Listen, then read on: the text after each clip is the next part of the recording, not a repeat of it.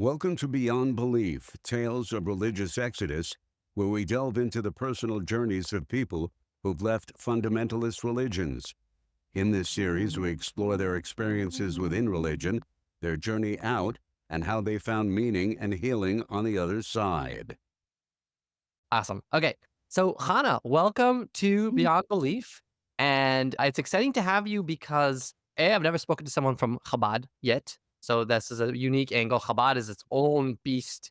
And Oh, yes. it'll be great to get the inside scoop. And secondly, you've been out for longer than a lot of the people we've interviewed. So, I think it'll be cool to get that perspective of somebody who's been out a bit longer and that kind of broader view of what you see, once more years have passed really, right? Because a lot of times in the middle of this journey, people are like, when will it end? Because there's a lot of unpleasant bits. And I'm certainly not implying that you're done, but certainly you've seen more water has passed under the bridge. So without further ado, sure. welcome. Exactly. Thank you. So to start out with, I'd love to hear a bit about your upbringing from from the religious perspective. Like first, like which Chabad, which Chabad in the world? Where in the world were you Chabading?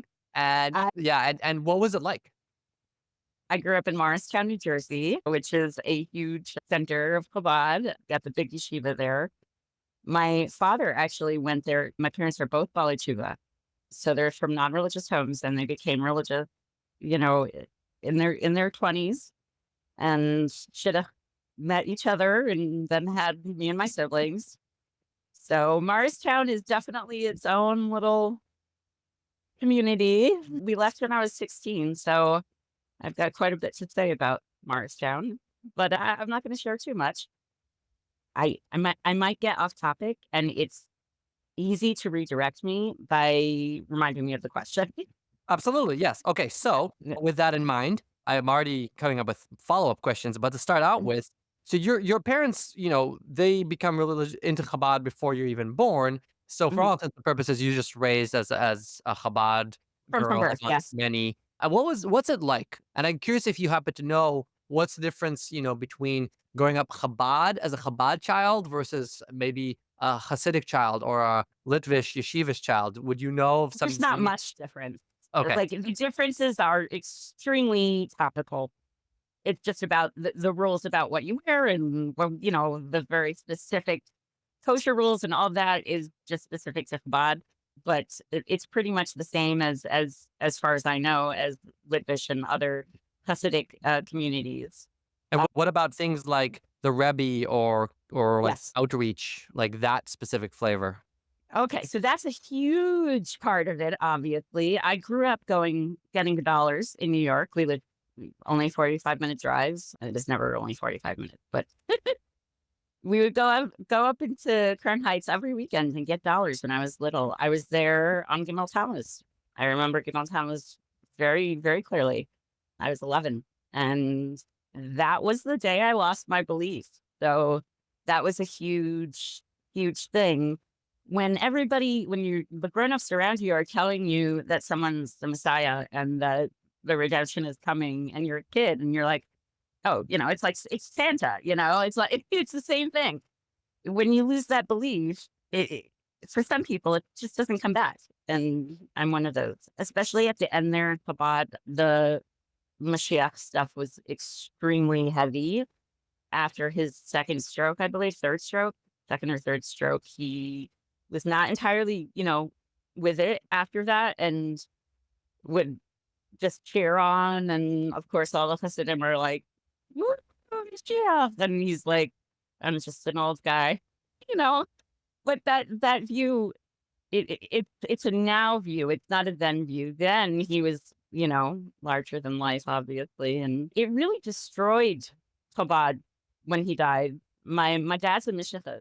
So, and my older brother was not. And they're both very, very big in Chabad. And they had many conflicts over that. My dad, in fact, started a new school. It only lasted 2 years because the school in Morristown was anti. So there's a lot of very specific Chabad stuff. Of course, the boys are the one doing Messiah. As a girl, I'm sure it's much like the other cults. in that they're expected to stay covered and be quiet and demure and get married and have a bunch of kids. Yeah. Mhm. So A few interesting points there. You mentioned I'm not so familiar with the dates. So Gimel Tammuz is the day that the Chabad that rabbi died, and was at that point, I'm sure the narrative around him actually still being alive or being the Messiah rose to a crescendo. And at his funeral, there was, I'm assuming, a lot of you were at the funeral, but the verbiage is he's not dead, right? And you're 11 years old. And what was going on for you? oh, it was a very confusing time.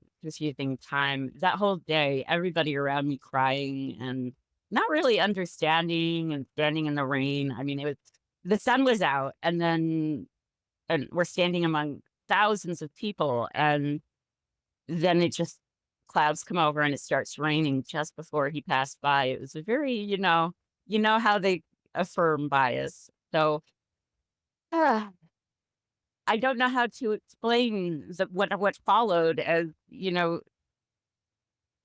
uh, it was such a huge risk. It broke Chabad. It really did. I don't. I the fact that it's still continuing it astounds me.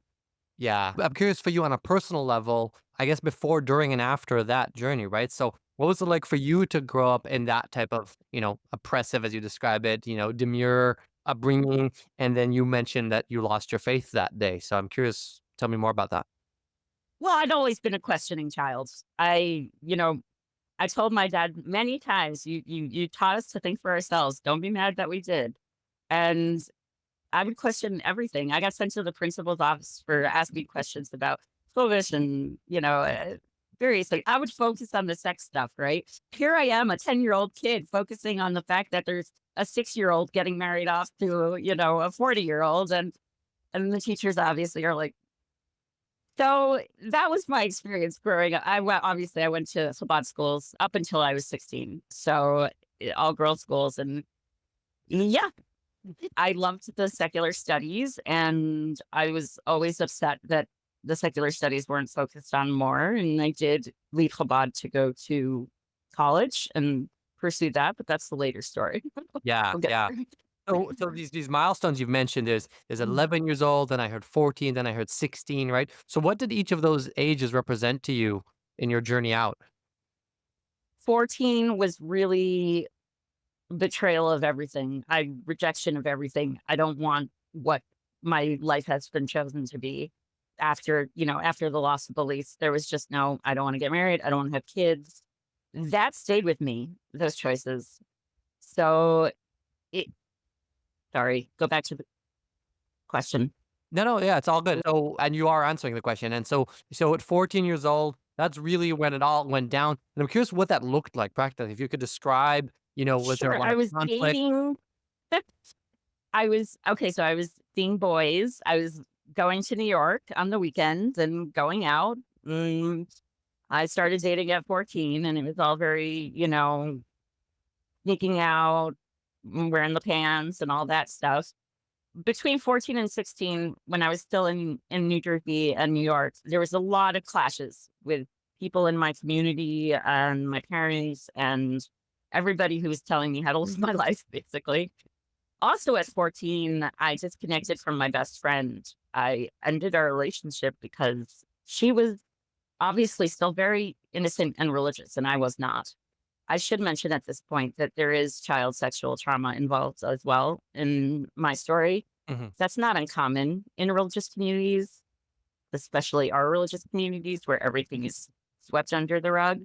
In Morristown, there were several very not talked about incidents that are nevertheless talked about when I was a child and young adult as well. So those all contributed. And when I was 16, we moved to Montreal. Actually, my dad wanted to get away from New Jersey. So I dropped out of school. And at 16, I said, there's no point in me going to school. I wasn't learning what I wanted to learn. Mhm. My principal, and this is a story I definitely want to share here. I'm looking forward to it. My principal at the school was Rabbi Minkowitz. She probably passed now. It's been a long time, and he was elderly then. But when I decided not to go back to school. My parents convinced me to meet with him. And it's just so he could convince me to stay in school.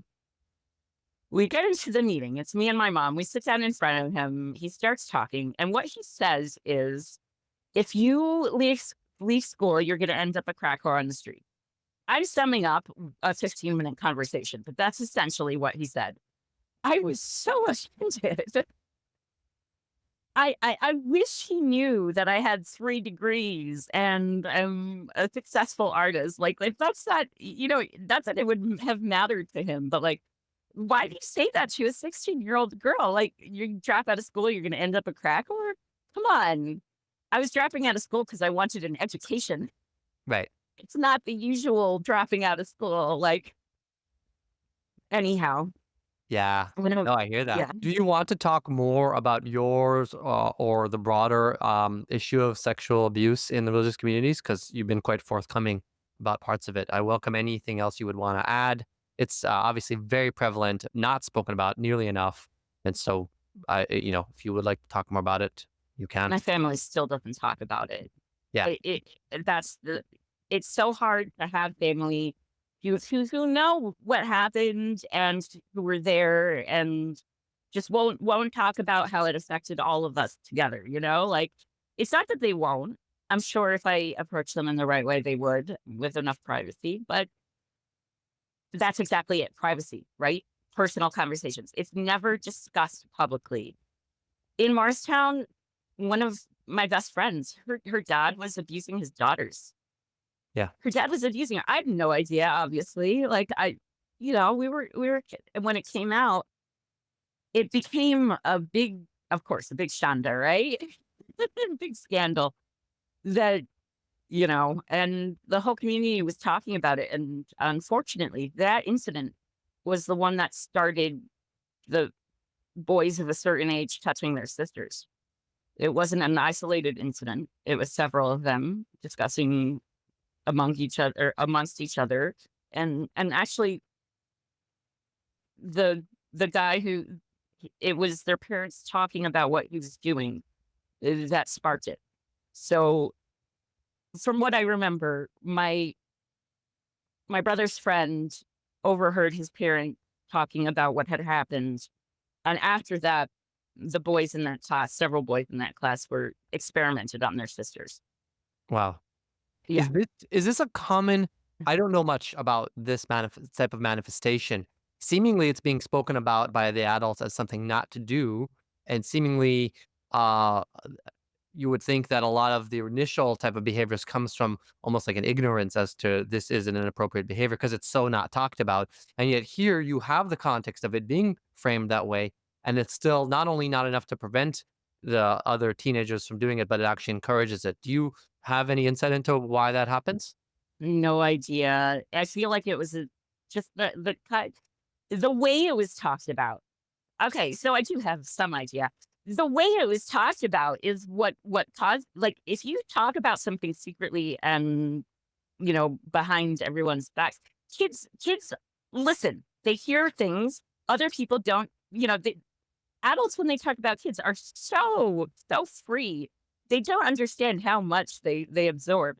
I feel like sometimes, and that was definitely the case here. With just, they got enough information to be curious, and not enough information to know that this was a very bad thing. And they didn't know it was a very bad thing because that wasn't talked about when I was a kid at all. We didn't talk about our bodies. Even our parents didn't talk to us about our bodies. I remember when I got my period, I was like, what the hell? Like, this is very common because you just don't talk about that stuff in these communities. Yeah. It makes me very mad. Very rightfully so. It is one of the most horrific aspects of religious society, and the sheer pervasive prevalence of it. This is an issue in all societies, but religious societies takes it to another level and brushes it under the rug on another level. So whereas the rest of communities are doing what they can to address these things, religious societies, almost aside for like the occasional nonprofit that's supposedly aimed at like stopping it, every other part of religious society is geared towards perpetuating as much of this as possible still. right? If Yes. sex is going to be that taboo that nobody knows about anything, right? And you're going to try to pretend that all things that aren't exactly the way you want are immediately swept under the rug, which is, religion 101, then you're going to Magical end up thinking. exact magical thinking. It's the recipe for this catastrophe that is just continuing. There's nothing stopping this. This is the train running off the cliff continuously. All you have to do is give kids the tools to set their own boundaries and know what's not okay. You don't tell kids that stuff; they're not going to know. And kids experiment. That's not new. I Yeah. mean, kids experimenting with each other. That's like it happens all the time. It's not, Yeah. but there's a difference between experimentation and sexual assault. There's a line, and the line was crossed. There is. And for boys, there's the additional issue that they could know that it's wrong and still have such a repressed sex drive and the inability to masturbate, the inability to let it out in any way whatsoever. It manifests in weirder and weirder and more perverse kind of ways. So that's the other aspect. It's not just pure information, unfortunately. I'm sure that would be huge, especially for the girls. For the girls to get information as to how to react. But boys need more than just information. All right, Hannah. Well, after that brief interruption, we were just talking about how the lack of education is one big part of childhood sexual abuse in the religious community, but I was saying that there's also this other component of sexual repression, especially amongst males, and cause them to act out even when they know that they're doing the wrong thing because it is so tightly enforced and there's no outlet. And I was wondering if you had anything to add to that. Well, yeah, I mean, my dad's a programmer, so my brothers and I, we had access to the internet at 14, 13, 14. So actually, that's my older brother. So he was 13, 14. I was 11 or 12 when we got internet.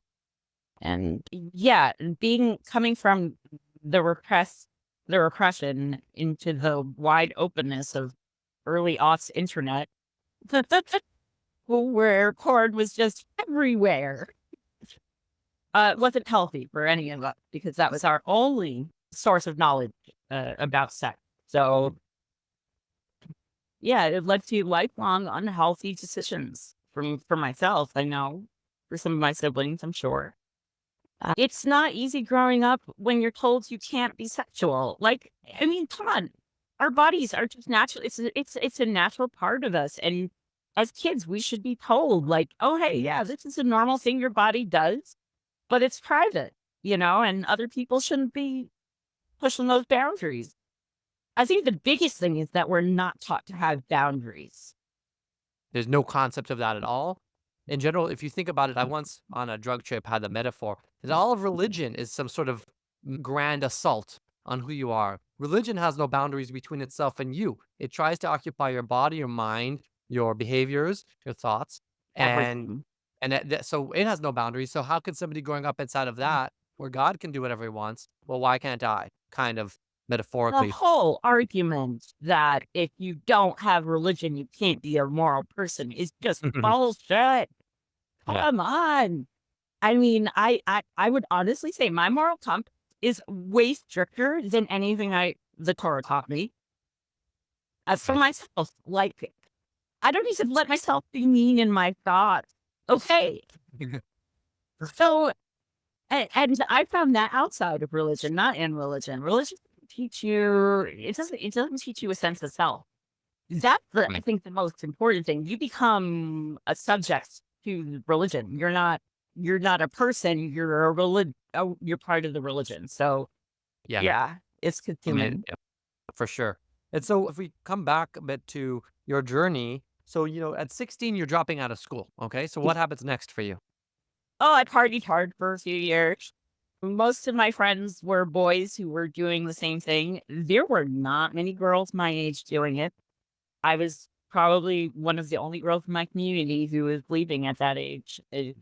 I knew of a few older who had left, but it was a big deal. By the time it was my generation, it was a few, but opening up a little bit, starting to have the secret apartments in Crown Heights, where we all hung out, the secret places. Yeah, no, all good, all good. Got So got why do you taken. think why do you think that it was less common for girls to leave than for boys? the restrictions, obviously, and the lack of education, and the fact that you had absolutely no tool to survive in the world. Like, Mhm. you're raised to be a wife and mother. That's it. End of story. It's not, it's, if you graduate high school and you don't get married right away, you go to seminary and you get married in seminary. If you graduate seminary and don't get married, you go teach school. And if you're teaching school, you get married or you teach school the rest of your life as a spinster. Like, Yeah. that's the options. Literally. Right. So, yeah. So it's sheer restrictions that keep people in place. So I hear that. Did any of your siblings actually ever leave? Yeah. I am one of 9. Okay. I have 2 nieces and nephews, so obviously some of them stayed. The boys are religious. The girls are, for the most part, not. I Interesting. have one sister who's kind of modern Orthodox, but she's the most religious of the girls. The boys stayed, Yeah. though. I got You know what I two of my brothers are. Yeah, and I'm wondering whether I should even raise this or not. But if you factor in the fact that girls are less likely to leave than boys, if you find a family where all the girls have left, you can arrive at your own conclusions about what went on there. Yeah, pretty much. Yeah, we'll leave it at that. And so my question to you then, okay, so you're partying for a few years and you're still living at your parents' house? Yeah, till I was 19. Yeah. Okay, then what happened? You just left. So when I was 19, a few things happened. My parents started to become concerned about my brother's chances. Okay. With me, obviously, being what I was at the time, I was not quiet about my rebellion. It was very loud. It was very all over the community. I didn't care. I didn't care who knew that I didn't believe. Like, it was very public. So they became concerned when I was 19 that my brother would, and my other siblings would have problems because of me. But my parents, I have to say, have been supportive. When I was 14, it was not so much, but we were both learning. They didn't cut me off financially or otherwise. They supported me leaving home. They moved me to Boston when I was 19. I got my GED there. I left Montreal because basically I needed 3 years of high school French to graduate high school. And I was 19 and just starting, that. And I was like, no, thank you. So I moved to Boston, got my GED in the next year, started college the following year, and then spent the next 13 years in college. So, What degrees did you end up acquiring? they're pretty useless. No, I'm just teasing. And they're not useless. They're just, I don't use them right now. Okay, that's not true either. I use all the skills I learned. I have a bachelor's in writing and lit. I've got a master's in liberal studies and a terminal degree, an MFA in creative writing. I'm supposed to be teaching college creative writing classes. That's my career. That's what I'm supposed to be doing. I got very sick about 8 or so years ago. So things have been, yeah. I hear that. So you said the masters. What was the last one? A terminal? Terminal degree. So that means there's no PhD for creative writing. If you get your MSA, master's, I got my master's in creative writing. Yeah. If you get your MSA, that's all you need to teach college. You don't need a PhD. So, Gotcha. So you got like 2 master's degrees kind of thing? mhm. Gotcha. Okay, cool. And how did you find yourself fitting into academia? How was that journey from like devout religion to academia? It can be hard. Oh, yeah. I mean, I'd already changed my name. And when I moved to Boston, I pretty much cut off all contact with, not my family. I kept in touch with my family. But I wasn't in Chabad. I wasn't in Judaism at all. Some context, my brother lived in Boston briefly when he was going to yeshiva. So I would go to Chabad with him once or twice, but like very, very minimal and disconnected because it just wasn't any part of my life anymore. So it was a complete departure. Academia fit me like a glove. It always has. I always knew that's where I wanted to be. Like that was just going to happen. So I thought about getting my PhD. Actually, there's a few colleges who offer a PhD in creative writing, but I did not pursue that due to the illness. So, redirect. Yeah. So yeah, so that makes sense. So you actually took to it right away. And how would you say that, like, what was it about, I guess a two-pronged question, if I may. If you had to look back and deconstruct what was it that really didn't work for you in religion, and conversely, what really did work for you in academia? Not that they're both the same thing, but I'm just running with I it. mean, aside from the very obvious, in academia, I mean, it's not that hard to prove a point, but you do have to pull from valid sources. So you learn to source just the skill of learning what a valid source is, what's something that you can use for your professor, your class it is very useful for just in life in general. Man, sorry, Yeah. Nope, lost. that's totally fine. Yeah, yeah. So that's and you're contrasting that with religion or religious lifestyle where everything goes, and if it's in a book, it's okay. You know, that kind of the validity that's right there. Right, you have to So learn about sourcing, and that's so important just in internet literacy. Like if you've never been to college and you've never learned how to properly source an article, which is basic freshman English 101 and 102, when you encounter stuff online, you're not able to look for the sources because you don't know what you're looking for. You're not able to look for those links that will support the position. So right, yeah. yeah, I hear that. So Mm. you got out pretty early. You've been out for a long time, and I'm Mhm. curious. You've been through a lot along the way, and I'm wondering if you found what things helped you, I guess, in your process of leaving. What helped you? I usually use the word heal, but that might not be the right term for here. Heal, transition. What did you find supported you? I found it very supportive to make friends with people from other religious backgrounds. Okay. We just gravitated to each other in college. I Mormon, Catholic, it didn't matter. If they were from deeply religious backgrounds and had gone to college and left, we connected. So, I mean, Yeah. just on That the community. level of this is not something we want, and here are people who agree with me, you know? Yeah. I think that makes perfect sense. So, and you're saying university is like a natural place to find that, right? And I guess you're not in academia the same way anymore. I'm curious, what have you found yourself still able to make those kinds of friends even outside of university? Not so much, no. My illness is extremely I'm disabled permanently, Okay. and my illness is extremely limiting. I can't go very many places, and I can't stay out very late, and Right. so it yeah, yeah. I I have also moved around a lot, and I've been here in Minnesota for since 2018 now. Okay. So I got here just pre-COVID, and haven't really I have friends here in my building and at my program, but it's very superficial. And it's something I'm working on right now because I have trouble making emotional connections with people, new people, in my Great. background. So, Yeah, that makes sense. Do you identify as neurodivergent? mhm. I'm Okay. not officially diagnosed though, and I wouldn't say I'm like on the spectrum. I'm just extremely high functioning, but it's in my family for sure. My dad is w- Asperger's. I know that we don't call it that anymore, but he's got Yeah. every marker. Not Right. that's but yeah.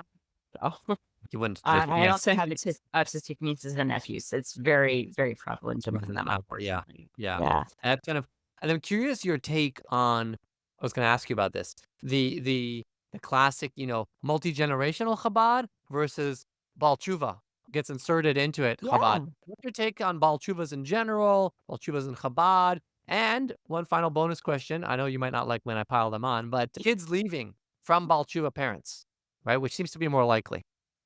So yeah, I mean, if my parents they chose Chabad, you go back to their decisions on how they describe them and have a pretty good idea of how they got there. But they're from a generation that had the most permission, I feel like, the boomer generation. They had the most permission to be what they wanted and believe what they wanted and then they screwed it up for the rest of us. But yeah.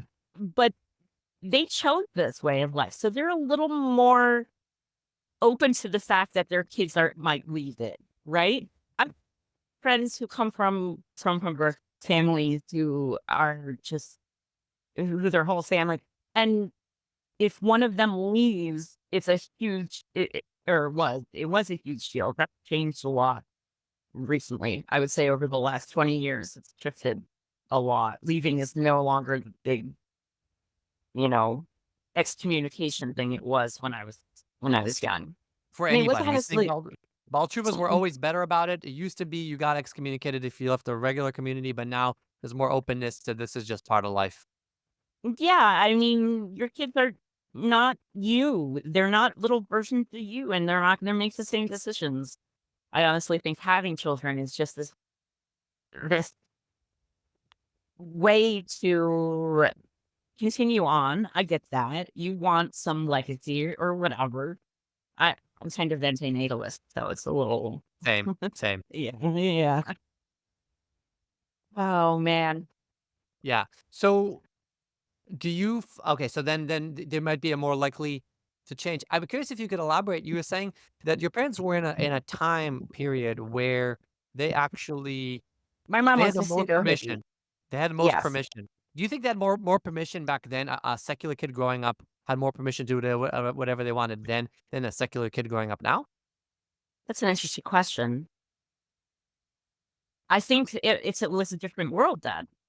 Growing up in the 60s, just must have been 50s and 60s must have been like, I can't imagine it, but we know the nostalgia for that era is not true, right? We know that behind all of that nostalgia is a whole lot of housewives drinking and taking pills, right? Like, Right. oh, but it is part of that whole, like, yes, you can believe what you want, but everybody believes Judeo-Christian stuff. So that's probably what you should believe. It's not like today where I feel like if you grow up in the secular world, there's so many nuns. Thank God. There's so many nuns out there. Nuns as in no religion. Yeah. Who it's changing and not fast enough, but it's changing. Right. Where people are the atheist rates are on the rise, which I can Yeah. celebrate. You and I can celebrate. Yes. I hear. So a few notes of other things you wanted to talk about. You created a career for yourself as a writer and poet and artist. Art as in visual arts. Yeah, I'm actually multimedia, but I do a lot of different. So I'm working on my first artist book, which they're basically books that are completely handcrafted works of art, and they Mhm. usually have some element that is, unusual and so I have it designed. I'm going to be working on it. I'm working towards. I'm part of a program where I go 3 days a week to work on my art, and I'm working towards a gallery show eventually, but that's a couple of years away. So, yeah, I do all kinds of art, a lot of visual. I craft a whole bunch of stuff. The book will be made using a press, so on polymer plate. Yeah, it's gonna be a lot of fun. I already have a press. I just have to get my paper and finish the artwork. So, Yeah. What do you find influences? I mean, again, two questions come to mind. Were you always this way? Were you always really creative, even as a kid? And my grandma, your grandmother. Okay. my mom's mom, yeah, she's my idol. We haven't discussed my recent name change at all. I didn't put it in there, but I've recently changed my name and gender. I'm non-binary, and Okay. my name is Phil, but that's very recent. It's just the last couple of weeks, so we're easing into that. The legal name is change is Phil? coming. And Yeah, and you prefer the pronouns they, them, I'm they assuming? them. Yes, They, them. yes. So how would you like to be referred to even in the show or now? You can call it because, well, oh, that's a good question. My family knows me as Chana. That's not going to change. They're going to keep calling me Chana. They never call me Chana, which is what I went by most of my life. They just call Chana, me okay. Chana. Yeah. Okay. So they're going to keep calling me Chana no matter what. So Chana's fine. That's cool. I mean, you have control here. You get to decide how you want us Yeah. to portray When you. it's legal, I think after it's legal, I'll start using it officially. So Sounds good. Like and you grandma, mentioned right? My grandma was Philip. grandmother. Right, Sorry. right. She was Phyllis. My name is partially to honor her. Right. She taught me, she was a big crafter. She did so much. She's my role model. She was an activist. She fought to save the whale. She fought for releasing Russian Jews from behind the Iron Curtain. She and my grandfather took trips to Iron Curtain, Russia to bring stuff in. Like, she was an amazing, amazing woman. And she taught me half the stuff I know, and I miss her every day. So she taught me, crafting. I picked up crochet later on in life, which is my main medium. I do a lot of really intricate crochet work with my art, some sculptural stuff, some clothing, that kind of thing. And that's all from her. She taught me knotwork, macrame, lash hook, embroidery. I can't even name all the things. Yeah. Yeah. How did she feel about her child? I actually don't know if it's paternal or maternal, but how did she feel about her child becoming religious? I think you know the answer to that. She wasn't happy. Yeah. My grandparents were very upset my mom chose to be religious. Right. Very. They're not. They're Reformed Jews, and they were. I suppose they're both gone. But yeah, my dad's dad, he became more religious as he got older. My mom's parents never got more religious. And like I said, she was my role model. She was the only person who stood up to my dad. So she would confront him about things that didn't make logical sense, right? Like, Right. and her question are why I question. So Yeah. So I'm curious then if you're willing to, if it makes sense to go down this route, but like, why do you think your mother became religious? What was she searching for? What appeals about Chabad that got her in? Especially when you have such a powerful, seemingly nurturing individual, right? Like I gravitate towards this narrative of like all religion is just daddy issues, right? That's kind of what I go to. So I'm curious what it was for her. right, she these days tells me and has always told me that she just loves this. She thinks it's beautiful. Hmm. I'm like, okay, that's a non-answer. She finds the life beautiful. She finds beauty in it. Who am I to judge? I Right. mean, it obviously is not for me. I wish I hadn't been raised in it, but again, that may be who I am. So, Yeah, this can change the past. for sure. So yeah, she went to California when she was for college, when she was going to college. And she met up with Chabad there in Santa Cruz, California. And that's where she got hooked. And she On became a campus. religious her. Well, on campus, yeah. On campus, yeah, the Yeah. classic time. So, and how long after you left did your siblings leave? Your sisters? Well, I mean, to say they left is to say they moved out of home and slowly started wearing pants and not keeping stuff, right? Like it wasn't like no, I'm leaving. Like, When they got old enough to kind of spread their wings, they spread their hands yeah. away from religion. Yeah, but they could because I did. They I mean, I broke my parents and I did all the things so that they would be able to do what they wanted. Yeah. To quote the quote about Amalek, right? You cooled down the bathtub. At the Yeah. Yeah. Trying to think if there's anything else I'm curious about. What would be your advice to somebody else who's leaving? And what are So the things that you can see from way back to there? What's with the perspective that you have? Yeah. that's actually why I did this. Okay. Yeah. Yeah. I have 16 nieces and nephews. 10 of them, 11 are in religious homes, Chabad homes. I'm doing it for them. The oldest nephew, he's 18. And I want them to know that A, they have someone to talk to, and B, that it's okay. It's okay to leave. Like that's such an important thing for them to hear. Because we didn't hear that.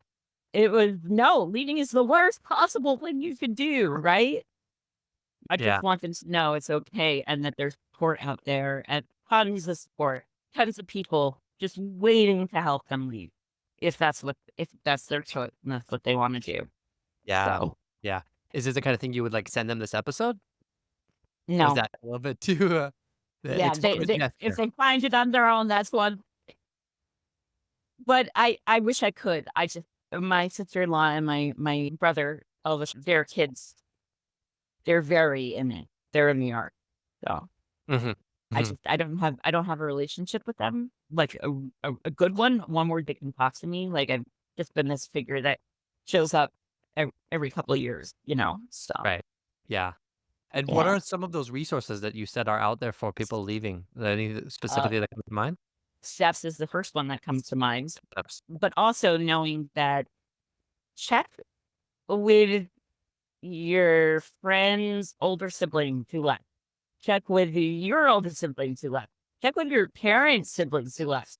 There's someone there who's waiting to support you. They're waiting to support you. So if you just don't be so scared to leave. Yeah. It's the best thing you can do. If it's not a fit for you, it's the best thing you can do. Yeah. Yeah. That's great advice because there's almost always, what's the one step removed from a secular person in your life who is Mm, probably trying to not overstep their boundaries because they're far more respectful than most religious people are of other Yes. people's current worldviews. Mm, And they're standing in the sidelines and they're probably lamenting a lot of the shit you're going through. And as soon as you reach out, the sky's the limit, right? But they don't want to be the one to broach that. They don't know what you're dealing with, and they don't want to be the one to the rest of the family who's now, they're going to deal with enough shit anyways exactly. if you Yeah. approach them. But they don't want to be the person who's like reeling you in, as it were. So if you make the first move, they'll do the rest. Yes. Yes. Amazing. For That's sure. actually really great advice. I love that. I could think of an uncle in my life who played a similar role for us. We were also 9 kids. I had a brother who left. He carved the way for everybody else as usual. And there was a really supportive uncle in the picture and who played, a That's significant awesome. role. Probably would have happened anyways, but it's always great when you have that person. So you can be that I had for no one. exactly. I'm the oldest girl. I had one older brother. I extreme for education all the way, and I had no one. Yeah. So it was a struggle. Yeah. Yeah.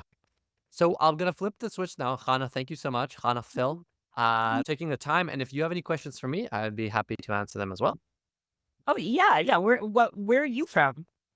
I grew up in the old city of Jerusalem. I grew up in Jerusalem. Yeah, I grew up like 3 minutes from the Western Wall as part of the Aish community. And Aish, interestingly enough, was anti-Chabad because they knew how to do kiruv. Chabad didn't know how to do kiruv. So it was the great rivalry. Chabad, by the way, is 10 times bigger than Aish. But Yeah. Aish in the Litvish community was the only one doing kiruv. And they had some unique formula that no one knows what it is, but they're better. And so they fight over turf, right? Like in between, like on individual college campuses is like Chabad and Aish, like facing off each other like some fucking West Side Story shit, Oh, but no. Image. at all, even now? Oh no. Yeah, so Aish is big in the Lithuanian community, like the non-Hasidic community, Aish Torah. Oh, They okay, okay. Yeah. I have heard that. Aish Decent, all Torah, right. yeah. So Yeah. they had like 30 branches, and that was the height of the thing. They're also their cult leader died, and so they're on the decline too, I would say. Chabad is probably not on the decline, frankly. But No. I was raised, No. my parents also Ba'al Teshuva parents chose to live in the old city so they could do kiruv on all the backpackers coming through. Similar story. Aish with there was no like multi-generation. It was not Hasidic that way. So everybody was a Ba'al Teshuva pretty much, except for the average exception. And in a way that Mhm. ended up with this sort of like blind leading the blind kind of vibe. They were particularly amateur about a lot of what they did, or the overly zealous Baal Tshuva behaviors, which I'm sure you know of, like Oh doing yeah. everything worse or more than everybody else, That's and my not dad. letting what your dad exactly. And Yeah. it's a recurring joke, right? And you as a child know that your parents are being idiots, and everybody else knows what's flying, right? So you kind of have that sense of being different, even though you're going to like the same school or things like that. And it was hard because my parents kept making these choices that they didn't weren't aware of the extent of the choice because they were such outsiders who didn't have a good grasp of those unspoken cultural things of like what choice you're setting. They're like, oh, it's a religious school. We're gonna send our kid to the nearest religious school. And anybody else in the right mind would have been like, oh, that's a fanatic religious school. That's a liberal religious school. And have those choices that they can make and then, choose the worst but at least you know what you're choosing. They were just bumbling fools most of the time. Honestly, my parents, same. They didn't know what they were doing. They didn't know what they were getting into. Like, I know my mom didn't know about a lot of things in the community. She found out after she became religious. Yeah. Yeah. Oh, Yeah. it's so hard to grow up with it. It really is. It is.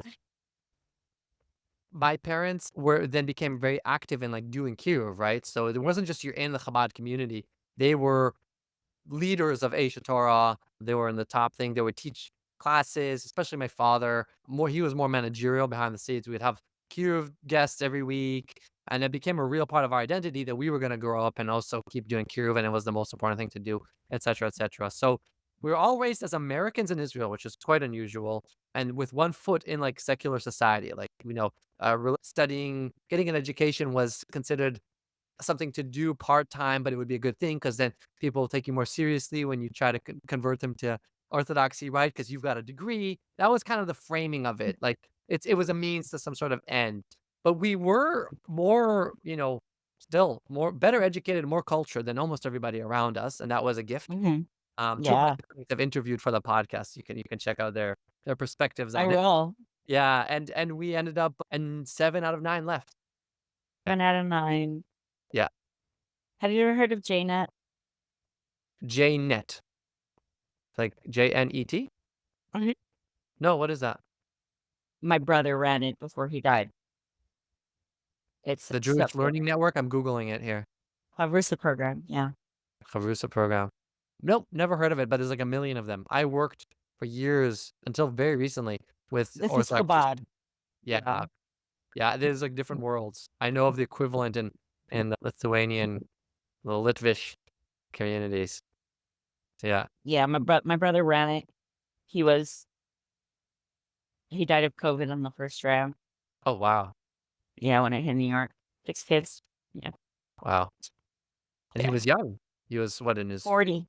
40? I'm Yeah. 41. I'm 41 now. Yeah. Uh-huh. Yeah, he was 40. Yeah. You can't even blame the anti-vaxxy kind of vibes of the Orthodox community for that one. Although, if he hadn't died, he would be an anti-vaxxer. So, Yeah, one or the other. Yeah, well, I'm sorry. I'm sorry to hear that. It's still yeah. normative and So, still. with him being so influential in the community, his family very locked in. The rest of my siblings are a little more setback. So, Yeah. oh, It's hard. It's hard to watch people do their thing. I've got religious sisters. They're having lots of babies. Yeah, it's just how it is. And, you roll with it. Yeah. mm. Yeah.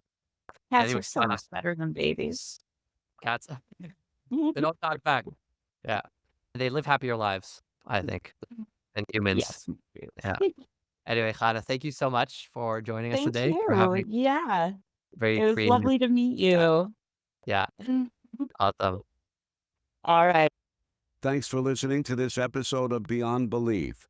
If you found the episode inspiring, please share it with others who might benefit from it, and be sure to subscribe to it to get updates about future episodes.